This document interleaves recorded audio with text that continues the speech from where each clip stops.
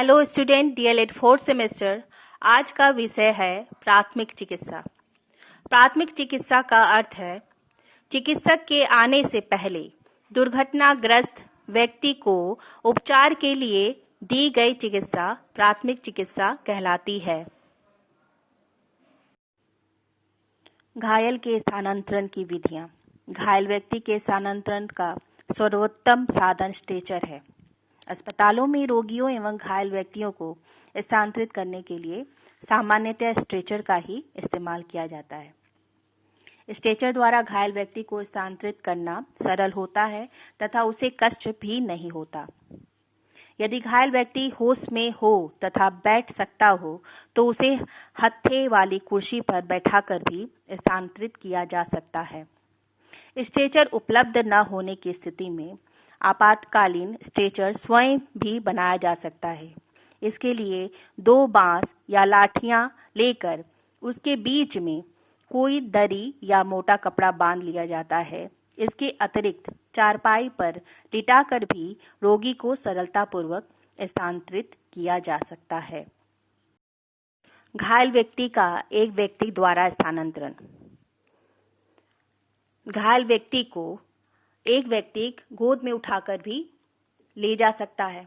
सहारा देकर घायल व्यक्ति को भी चिकित्सालय पहुंचाया जा सकता है। कंधे पर उठाकर घायल व्यक्ति को भी चिकित्सालय पहुंचाया जा सकता है। पीठ पर लाद कर भी घायल व्यक्ति को चिकित्सालय पहुंचाया जा सकता है। एक चीज को और हम जानेंगे, कंधे पर उठाकर घायल व्यक्ति को ले जाने की प्रक्रिया उस समय होती है जब कहीं आग लगा हो, तो उस समय आग बुझाने वाले फायरमैन जो होते हैं वो उस स्थिति में घायल व्यक्ति को अपने कंधे पर उठाकर ले जाते हैं। तो इस स्थानांतरण की विधि को फायरमैन लिफ्ट विधि भी कहा जाता है। तो कंधे पर उठाकर घायल व्यक्ति को ले जाने की प्रक्रिया को फायरमैन लिफ्ट विधि भी कहा जाता है। इसको आप लोग ध्यान से सुने और जानें। 2 या 2 से अधिक व्यक्तियों द्वारा हस्त आसन द्वारा स्थानांतरण। इस तरह के स्थानांतरण में उन घायल व्यक्तियों का स्थानांतरण होता है जो होश में तो रहते हैं लेकिन चल पाने की अवस्था में नहीं रहते।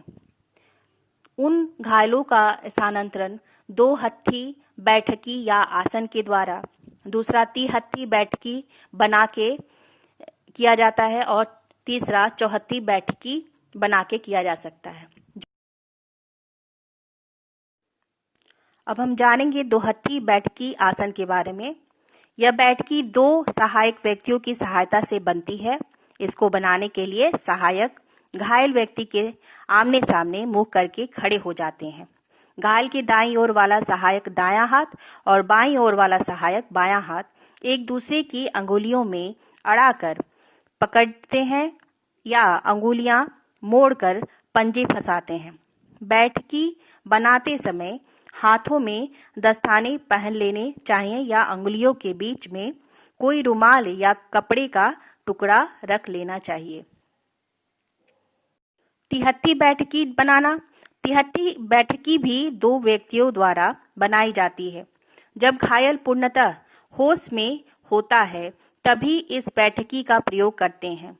दोनों सहायक रोगी के पीछे आमने सामने मुंह करके खड़े हो जाते हैं। घायल के दाईं ओर वाला सहायक अपने दाएं हाथ से अपने बाएं हाथ की कलाई को पकड़ता है और बाएं हाथ से दूसरे सहायक के दाएं हाथ की कलाई को पकड़ता है। दूसरा सहायक अपने दाएं हाथ से पहले सहायक की दाएं कलाई को पकड़कर तिहत्ती बैठकी तैयार करता है।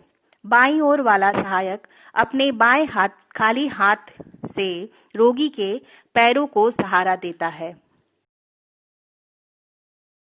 चौहत्थी बैठकी बनाना। चौहत्थी बैठकी भी 2 सहायकों की सहायता से बनाई जाती है। इसमें दोनों सहायक अपने अपने दाहिने हाथ से अपनी अपनी बाईं कलाई को पकड़ते हैं। अब दोनों सहायक अपने अपने बाएं हाथ से दूसरे सहायक की दाईं कलाई को पकड़कर चौहत्थी बैठकी तैयार करते हैं। इस तरह से घायलों का स्थानांतरण चिकित्सालय तक होता है। बस अब यहीं आपका विषय समाप्त होता है। धन्यवाद।